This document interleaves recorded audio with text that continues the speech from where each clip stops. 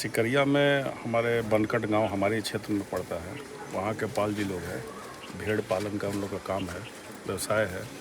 उन लोग क्योंकि पानी आ गया था तो गांव में भी नहीं रख पा रहे थे। खुला मैदान जगह है ट्रैक के बगल में, वहाँ पे भेड़ को लेके लोग कम से कम 500-600-700 इन लोगों के पास भेड़ रखे हुए थे।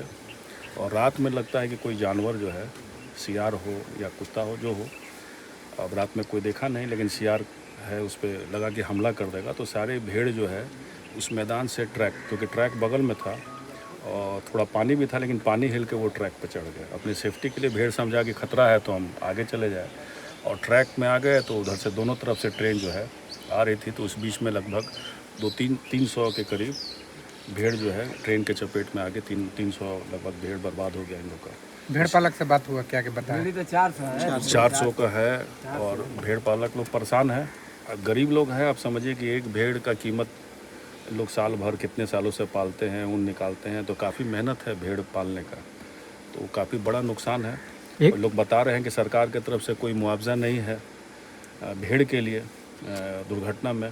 तो इस तरह की बात है, तो सरकार से हम लोग ध्यान आकृष्ट करना चाहते हैं इस मुद्दे पे भी कि भेड़ जब मर जा रही है तो सरकार की तरफ से सरकारी सहायता इन लोगों को मिलना चाहिए। क्या इन लोगों के द्वारा कि बाकी मवेशी जो है उन लोगों को मुआवजा मिलता है सरकार के द्वारा, भेड़ का ही नहीं मिलता है? हाँ, ये तो बताया गया, यहाँ पे हमको भी जानकारी मिली है। अगर इस तरह की बात है, पेपर हम बोले हैं कि आप आइएगा मेरे पास, जरा देखते हैं। अगर इस तरह की बात है तो भेदभाव क्यों?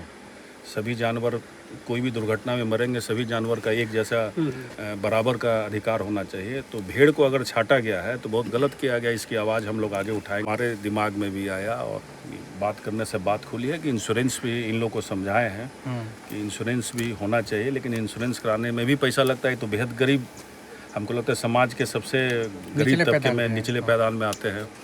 अब उसका अगर सरकार का है तो उस इंश्योरेंस की जो पैसा रकम है वो कम होनी चाहिए, ताकि इन लोग इंश्योरेंस करा सकें। और जानकारी भी होनी चाहिए, बहुत लोगों को तो जानकारी भी नहीं है। यहाँ आदमी का भी लोग इंश्योरेंस नहीं कराते हैं, तो भेड़ की अलग बात है। लेकिन इस घटना से ज़रूर सीख मिली है कि इंश्योरेंस इन लोगों को समझाया गया है, पता किया गया है, इंश्योरेंस कराइए। और इंश्योरेंस का रेट कम होना चाहिए भेड़ के लिए, ताकि इन लोग अपना आगे कोई दुर्घटना हो तो उनकी मुआवजा इन लोगों को मिल सके। फिलहाल सहूलियत के लिए, इनकी मदद के लिए क्या किया गया? जो भी मदद है, आर्थिक मदद, थोड़ा बहुत भी मदद है, हम लोग इनको, इस समाज को किए हैं, क्योंकि मरहम पट्टी का है।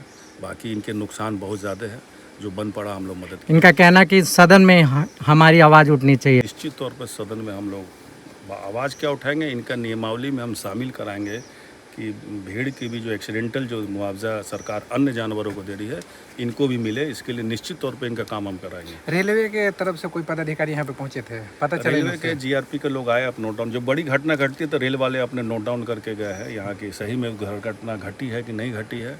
उन लोग आके मुआयना किए हैं कि दुर्घटना यहाँ हुई है। आप घटना स्थल पे गए थे, आप देख के आए, क्या स्थिति थी? बहुत स्थिति, चारों तरफ मरे हुए हैं जो भेड़ हैं, चारों तरफ उनकी लाश जो है बिखरी पड़ी हुई है, बड़ी दुर्घटना है।